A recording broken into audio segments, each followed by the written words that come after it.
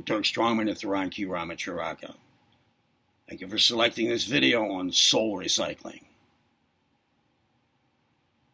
Before I continue, if you haven't subscribed to this channel yet, do it now. While you're at it, activate the notification bell feature. Also, share the joy of this channel with others, starting now with this video. Give it a thumb up right now, lest you forget to do it later. With those things having been said, soul recycling. All right. I'm going to assume we're on the same page here as a starting point, that you can accept, at least as, for the sake of argument here, that the moon, our moon, Earth's moon, is out of place. It doesn't belong where it is. It's not where a moon that size would normally be if it came about by natural processes. Also, if you can also accept that the moon was put there a long time ago, and it was actually put together, constructed elsewhere, and then put where it is. I mean, if you've even ever wondered why in the world we always see the same side of the moon, it doesn't change. If it was always a full moon, it would always look the same. We're always looking at the very same face of it. Why? Oh, there are, astronomers will give you an explanation for it. But, okay, what else is working like that? I know of nothing else. I've never heard of anything else requiring that explanation that astronomers give for, having to do with revolution and rotation and tilt. It doesn't make sense that we see no change in that. All right. And then there's, the position of the thing. It's not right. Okay. You accept all that. Let's go. Soul recycling. I've referred to this in a couple other videos, that we, I believe, get tricked into reincarnating.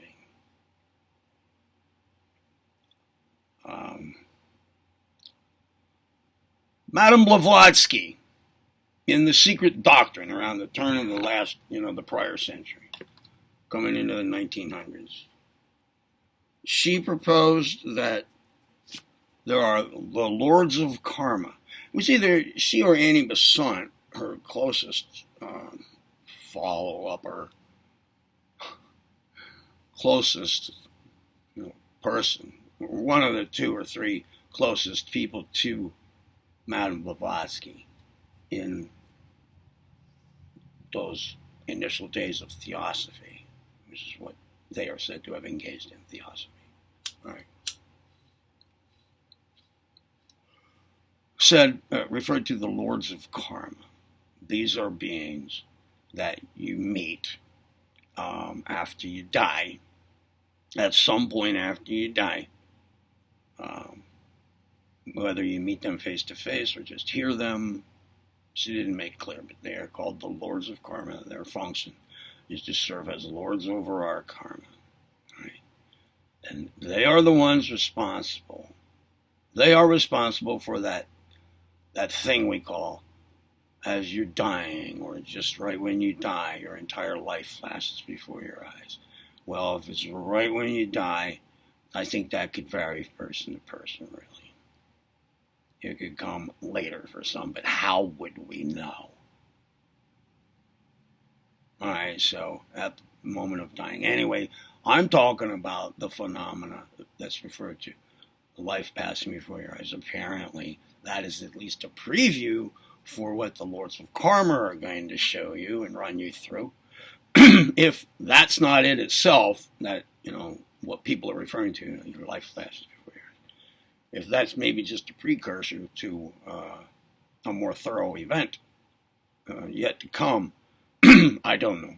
All right, but the Lords of Karma show you your life, specifically how your actions have affected other people from childhood on up, all the way through your life, in rather rapid motion. But, it all goes very quickly, apparently, according to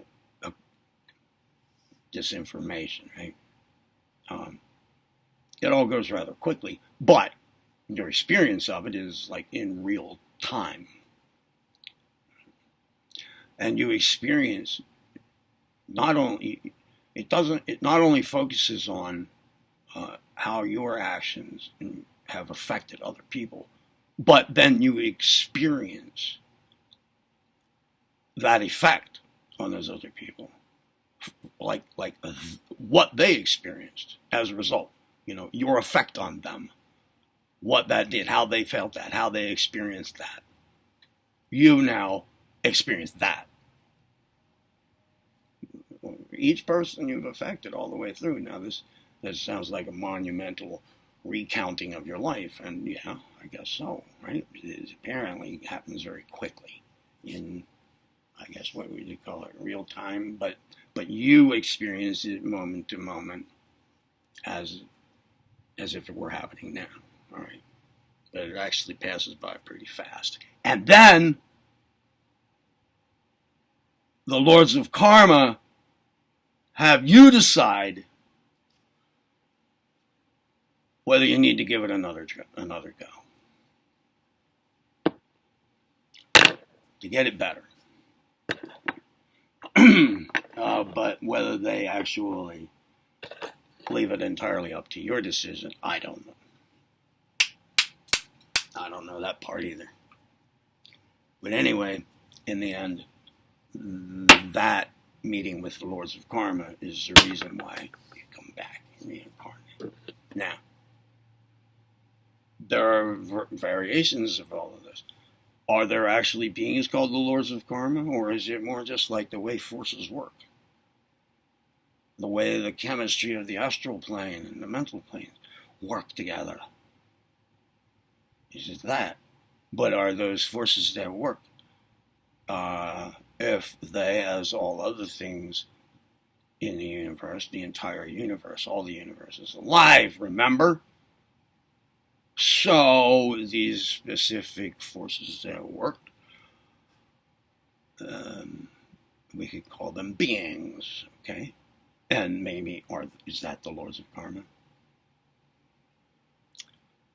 This could depend on how you perceive things, right?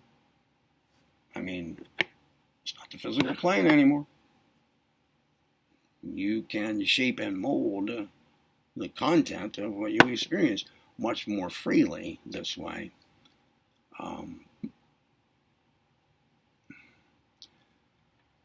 Another thing here. What are we talking about? Oh yeah, all right, listen, soul recycling. That's the Lords of Karma talk. There's others. There's other talk about this. It doesn't actually count out the Lords of Karma concept. But let's move to what else there is as description or reason for reincarnation. Soul recycling, being carried out by beings on the moon, a soul recycling station.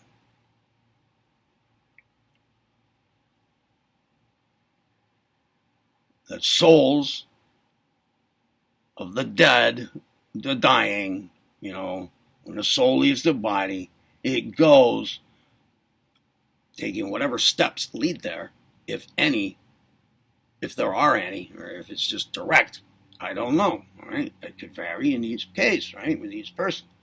But they end up their soul, their consciousness, their soul, whatever you want to, the astral, the forces, the astral, the mental, and the spiritual portions of that being now, separated from the physical body, now ends up on the moon because there's a pathway to it, like a tunnel of light or something. You go into it, and then boom, you end up there, and then you go through whatever processes you go through, whatever it is, right? But you're stored. You're stored there. Your consciousness is stored there, and then whatever happens. But the next big step in the soul recycling is you're sent back to Earth, and you're born in a new body. And it just keeps going. And the reason for it is that our energy is, well, in some cases, our bodies, young, child, infant, whatever bodies, become physical food for some entities who have to do with this whole event, this whole phenomenon, right? But in large, it's our energy, our emotional energy, that is very potent and sought after, coveted for by these entities because that's their food. They're not physical, neither is this energy. This, instead of craving physical sustenance to satisfy their appetites and hunger of the physical body, well, it's not that. There is no physical body. So the sustenance is energy, right? And it happens to work best for them when it's negative vibrations like pain, dying, murder, rape, anger, hate, frenzy, confusion, fear. All right. This really works really well. So, we're their food, one way or the other. And so, it just keeps on going around for us. We're an inexhaustible supply. There's that explanation. Now listen, who are these beings? Some say it's the archons. The archons. Another culture calls them jinn.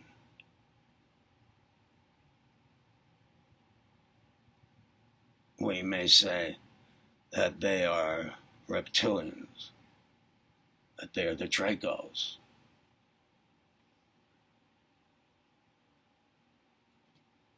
Right? Whatever they are. If you're still with me here, apparently, it makes it sound like there's no way out. Because these beings have altered, long ago, altered human perception on this planet such that we cannot see, we cannot, any sensory-based experience that we have, there's a lot missing. We're only getting the 3 dimensions. And affairs in it, too, are skewed.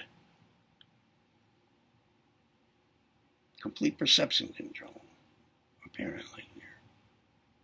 Right? So we don't know what's really going on. And it just keeps on going. And there's no escape. So I want to address that. Is there an escape? Sorry it took so long to get this far. But is there an escape? Is there a way out of it? I haven't run into anything that seems legit to me in the way of an answer to that question. Or heard one. Is there a way out of it? Really? Let's assume that all of this, remember we assumed we were on the same page there at first, for the sake of argument, and then I said, okay, let's go. Right? Now we've gone, and if you're still with me, and I hope you are, because I didn't say anything is impossible to have ever happened, did I? No, I did not. Wouldn't surprise me at all.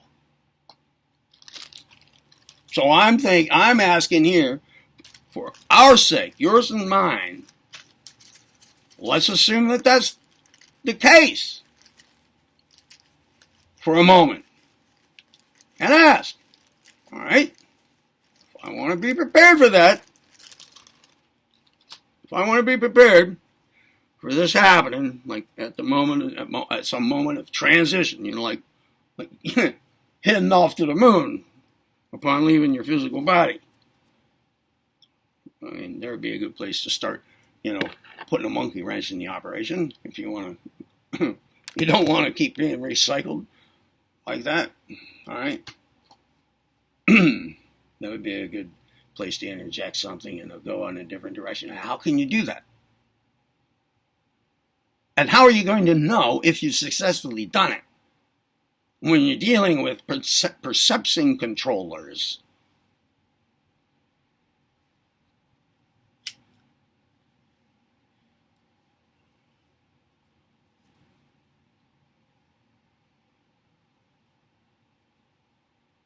And some of whom may be playing the role of Lords of Karma. Who knows? Really. And just, give us the perception that we're seeing not what they really look like, but something else. All right? We're talking about some serious manipulation of consciousness here going on. All right? Is there a way out of it? Is there a way out of the loop, out of the cycle? Well, that's a damn good question. What do you think? I think there is. What is it? I'm not sure. I will probably not ever be sure of that as long as I'm posting videos here. I don't think I'm going to post one that says, in which I say, now I'm sure about that. And here it is. I don't think that's going to happen. Most likely, a whole combination of things are all contributing factors in at least approximating a way out. There may be more than one way out. I don't know, but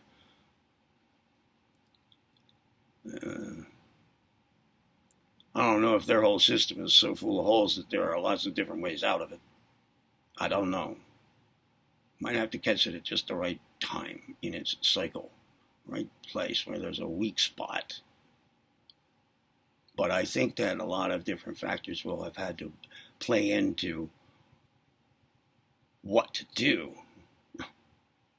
to actually affect the breaking free of the cycle and going to and then ending up not going to some soul recycling station on the moon, but in the free open universe.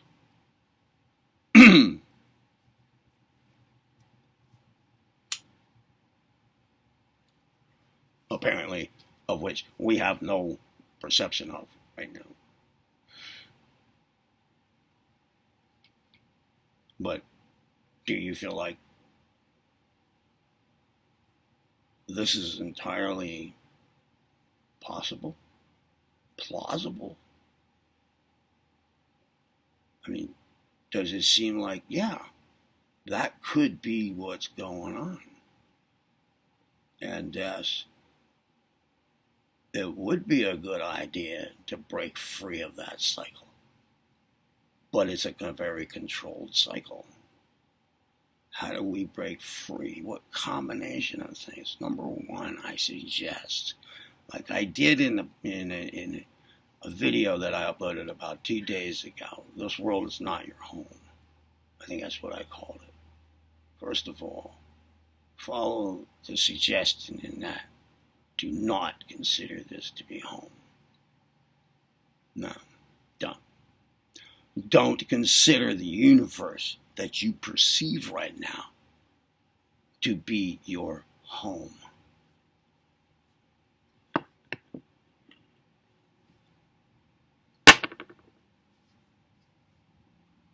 I furthermore suggest that you vow to yourself and that you experience that vow to yourself to never believe in anything about reality that is a deception, a perception deception.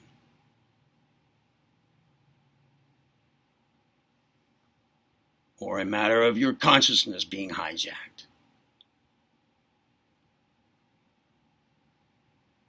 You may not know what direct, true experience of reality and the universe is like. True. But you can vow to never willingly engage in belief in any that's not in total correspondence with reality. You can set yourself on a course, a consciousness development course, intentionally, willingly, willfully set yourself on a course that always goes for what really corresponds with reality.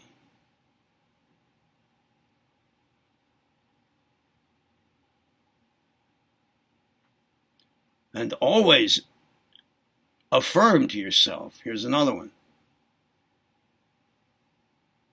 that you have no interest, no willful involvement in anything that has to do with perception deception, consciousness hijacking, or any such tomfoolery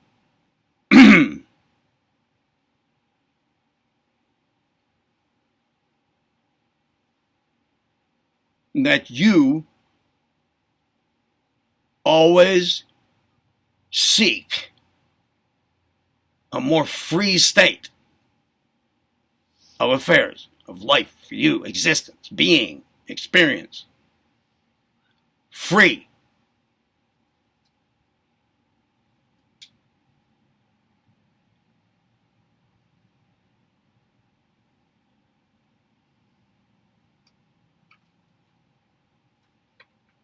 I'm not sure of anything else to say. But if you die and you're faced with either darkness or a tunnel of light, not being sure which one's which, really, where each goes,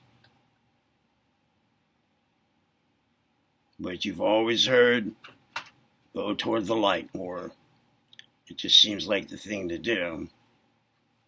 And then suddenly you feel like you're a moth and there's a light and you gotta go toward it. I suggest, rather than making a decision over which one to go to, just go into the darkness or go into the light, no matter how much you're drawn to the light. I suggest just freeze framing the entire operation in your mind, in your perception. Just stop all activity right then, in your mind, all of that. And don't look at either the light or the dark. And decide right then that your next stop is the free universe. And that's it. And any other idea or concept or being, or any such thing that has anything else in mind for you needs to back off. And then replace it right away, that thinking, with the free universe and where you're going, and that's it. Now that's having died, having done all the things, other things here that I recommended up to this point while alive. That's the best I have to offer. If you like the video, give it a thumb up. If you forgot to do it earlier, you just didn't, now's the time. Thumb up. Subscribe to the channel, get notified, share the joy of the channel with others.